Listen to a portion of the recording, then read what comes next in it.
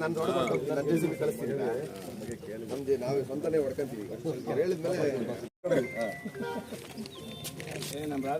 ಬರಲ್ಲ ಅಂತಕ್ಕಂಥದ್ದು ಈಗಾಗಲೇ ಮುನ್ಸೂಚನೆ ಕೇಂದ್ರ ಸರ್ಕಾರ ಕೊಟ್ಟಾಗಿದೆ.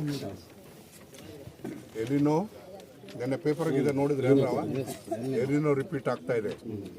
ಮೇ ಜೂನ್ ಎಂಡ್ ಜುಲೈ ಆಮೇಲೆ ಮಳೆ ಬರಲ್ಲ ಅಂತಾರೆ.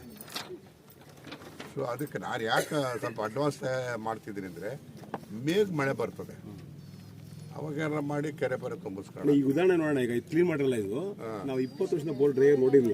ಇದು ಕ್ಲೀನ್ ಮಾಡಿದ್ದಾದ್ಮೇಲೆ ಈ ಸೋಡ್ ಇದೆ ವಿದ್ಯಾನಗರ ಪೂರ್ತಿ ನೆನ್ನೆವರೆಗೂ ಎಷ್ಟೋ 30 ಬೋರು 30 ಬೋರಲ್ಲಿ 10 ಬೋರ್ ಫೇಲ್ಯೂರ್ ಆಗಿದ್ದಾವೆ. ಸತ್ಯನ ಊರಲ್ಲಿ ಟೌನ್ಲೆಸ್ ಫೇಲ್ ಆಗೋ ಇನ್ನೂ ಗೊತ್ತಾಗ್ತಿಲ್ಲ ಅಷ್ಟೇ ಜನಕ್ಕೆ. ಒಬ್ಬ ರೈತ 8 ಬೋರ್ ಕೊರ್ದವನೆ, 9ಕ್ಕೆ 1200 ಅಡಿ ನೀರು ಬಂದಿದೆ. ಹೆಂಗ್ ರೈತರು ಬದುಕ್ತಾರೆ?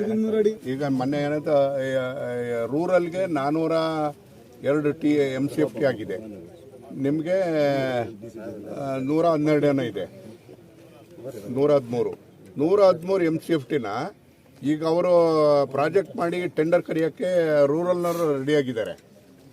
ಈಗ ನೀವು ಅದಕ್ಕೆ ಲಿಂಕ್ ಮಾಡಿ ಒಂದೇ ಪ್ರಾಜೆಕ್ಟ್ ಆಗಬೇಕು ಸಿರಾದ್ದು. ಅಲ್ಲ, ಮೀಟಿಂಗ್ ಬೇಕಾದ್ರೆ ನಾನು ರೂಟ್ನ ಒಂದು ಪ್ರಪೋಸಲ್ ಕೊಟ್ಟಿದ್ದಾನೆ, ನಾನು ನಾಳೆ ಕೊಡ್ತೀನಿ ಅದನ್ನು. ಬಟ್ ಅದನ್ನು ಪರ್ಸು ಮಾಡಿ ಮಾಡಿ ಎಕ್ಸಿಕ್ಯೂಟಿವ್ನಾಗಿ ನೀನು ಆ ಎರಡು ಒಂದೇ ಪ್ರಾಜೆಕ್ಟ್ ಮಾಡಬೇಕು, ಅರ್ಬನ್ ಆ್ಯಂಡ್ ರೂರಲ್. ಅದು ಮಾಡ್ಕೊಂಡ್ರೆ ಕಾಸ್ಟ್ ಎಫೆಕ್ಟಿವ್ ಆಗುತ್ತೆ, ಇಂಪ್ಲಿಮೆಂಟ್ ಮಾಡೋಕ್ಕಾಗುತ್ತೆ. ಇವೆರಡಕ್ಕೆ ಎಷ್ಟಾಗುತ್ತೆ ಗೊತ್ತಾ? ಎತ್ತಿನೊಳಗೆ 800 ಕೋಟಿ ಆಗುತ್ತೆ. ನಾನು 800 ಕೋಟಿ ಆದರೂ ತತ್ತೀನಿ, ಬಟ್ ಇದನ್ನ ಪ್ರಾಜೆಕ್ಟ್ ಮಾಡೋಕ್ಕೆ ನೀವೆಲ್ಲ ಸಹಕರಿಸ್ಬೇಕು.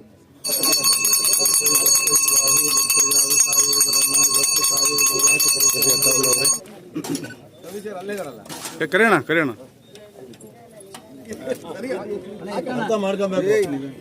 ನನ್ನ ಫೋಟೋ ಬರ್ತೈತೆ ಬೆಳಗ್ಗೆ ಬರೋದು. ಅಧ್ಯಕ್ಷ ಓಕೆ ಮೇಡಮ್, ತಲೆ ಐತೆ ಮೇಡಮ್. ಓಕೆ ಉಮಾಕ್ ಅವ್ರೆ, ನೀವು ಬರ್ರಿ ಸರ್. ಈ ಕಡೆ ಮಂಜಣ್ಣ. Okay Praveen sir.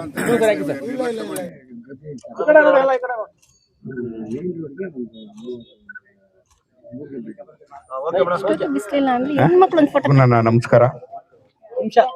ಪ್ರಪ್ರಥಮವಾಗಿ ಧರ್ಮಸ್ಥಳದ ಧರ್ಮಾಧಿಕಾರಿಗಳು, ಗೌರವಾನ್ವಿತರು, ಹಿರಿಯರಾಗಿರ್ತಕ್ಕಂಥ ವೀರೇಂದ್ರ ಹೆಗ್ಗಡೆ ಅವರಿಗೆ ನನ್ನ ಪ್ರಣಾಮಗಳನ್ನು ಅರ್ಪಿಸೋದಕ್ಕೆ ಇಚ್ಛೆಪಡ್ತೇನೆ. ಬಹುಶಃ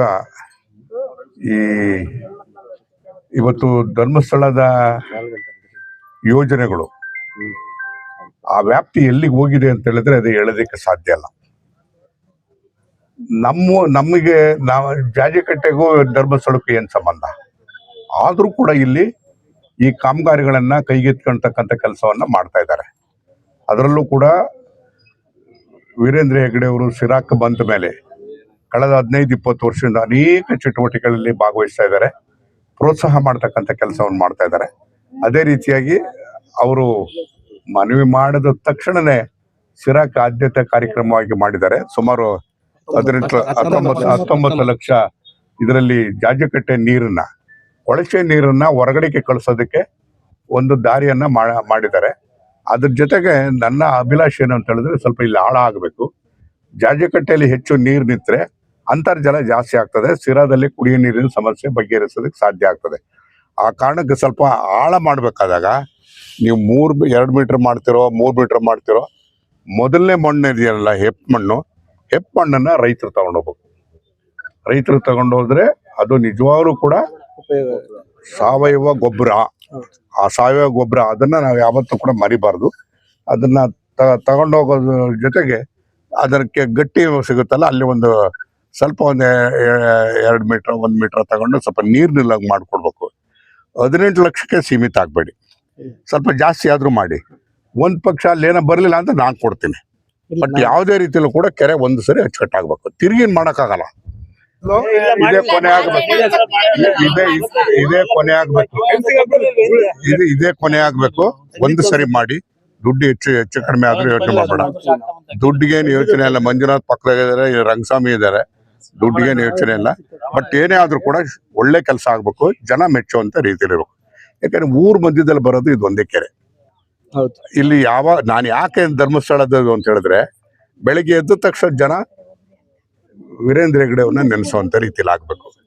ಎಲ್ಲೋ ದೂರದಲ್ಲಿ ಮಾಡಿದ್ರೆ ಯಾರಿಗೂ ಕಣ್ಣಿಗೆ ಕಾಣಲ್ಲ, ಇದು ಕಣ್ಣಿಗೆ ಕಾಣ್ತದೆ. ಸೊ ಹಾಗಾಗಿ ನಿಮ್ಗೂ ಒಳ್ಳೆ ಹೆಸರು ಬರ್ತದೆ, ಮತ್ತೆ ನಿಮ್ ಸಂಸ್ಥೆ ಬಗ್ಗೆ ಕೂಡ ಹೆಚ್ಚು ಗೌರವ ಬರ್ತದೆ. ಏನೇ ಮಾಡಿದ್ರು 100 ಭಾಗ ಅಚ್ಚುಕಟ್ಟಾಗೆ ಮಾಡೋದು, ಯಾವುದು 99% ಇವತ್ತವರೆಗೂ ಮಾಡಿಲ್ಲ. ರಾಮಣ್ಣ, ನಾನು ಕಾಯ ವಾಚ ಮನಸ ಆ ಸಂಸ್ಥೆ ಜೊತೆಗೆ ನಿಂತು ನಾನು ಸುಮಾರು 50-60 ವರ್ಷ ಆಯ್ತು. 50-60 ವರ್ಷ. ಎಲ್ಲರೂ ಕೂಡ ಇವತ್ತು ಧರ್ಮ ಉಳಿತಾ ಇದೆ, ಅದಕ್ಕೆ ಪ್ರಯತ್ನ ಪಡ್ತಿದ್ದಾರೆ, ಬಡವ್ರ ಬಗ್ಗೆ ಕಳಕಳಿಯನ್ನು ಮಾಡ್ತಾ ಇದ್ದಾರೆ ಅಂತಂದ್ರೆ ನಾನು ನೋಡಿರೋದು ಇಬ್ಬರೇ. ಒಂದು ಧರ್ಮಸ್ಥಳದ ವೀರೇಂದ್ರ ಹೆಗ್ಗಡೆ ಅವರು, ಇನ್ನೊಬ್ರು ಸಾಯಿಬಾಬಾ ಅವರ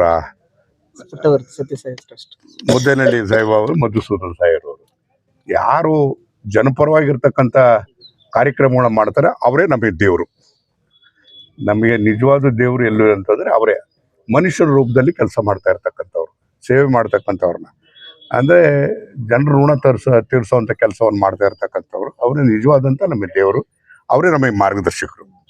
ಏನೇನೋ ಮಾಡಿದೆ, ಬೆಳಿಗ್ಗೆ ರಾತ್ರಿ ಎಲ್ಲ ವಾಕ್ ಮಾಡಿದೆ, ಬೆಳಿಗ್ಗೆ ರಾತ್ರಿ ಎಲ್ಲ ಮೆಡಿಸನ್ ತಗೊಂಡೆ, ಆದ್ರೂ ನನ್ನ ದೇಹದಲ್ಲಿರೋ ಸಕ್ಕರೆ ಹತೋಟಿಗೆ ಬರ್ತಿಲ್ಲ ಅಂದ್ರೆ ಯಾಕ್ರಿ ಯೋಚನೆ ಮಾಡ್ತೀರಾ? ಚೀನಿ ಶುಗರ್ ಆಮ್ಲನ 3 ತಿಂಗಳು ನಿರಂತರವಾಗಿ ತಗೊಳ್ಳಿ, ನಿಮ್ಮ ದೇಹದಲ್ಲಿರೋ ಸಕ್ಕರೆ ಖಂಡಿತವಾಗ್ಲೂ ಹತೋಟಿಗೆ ಬರುತ್ತೆ. ಆಮೇಲೆ ನಾನೇ ಬಂದು ನಿಮ್ಮನ್ನ ಭೇಟಿ ಮಾಡ್ತೀನಿ. ಜೀನಿ ಪರಿಶುದ್ಧ ನೀರು, ಮದುವೆ ಸೇರಿದಂತೆ ಇತರೆ ಸಮಾರಂಭಗಳಿಗೆ ಹೋಲ್ಸೇಲ್ ದರದಲ್ಲಿ ಮಿನರಲ್ ವಾಟರ್ ಲಭ್ಯ. ಸೂಪರ್ ಮಾರ್ಕೆಟ್, ಹೋಟೆಲ್, ರೆಸ್ಟೋರೆಂಟ್ಗಳಿಗೂ ಜೀನಿ ಮಿನರಲ್ ವಾಟರ್ ಸರಬರಾಜು ಮಾಡಲಾಗುತ್ತೆ. ಈ ಕೂಡಲೇ ಸಂಪರ್ಕಿಸಿ 7624931166.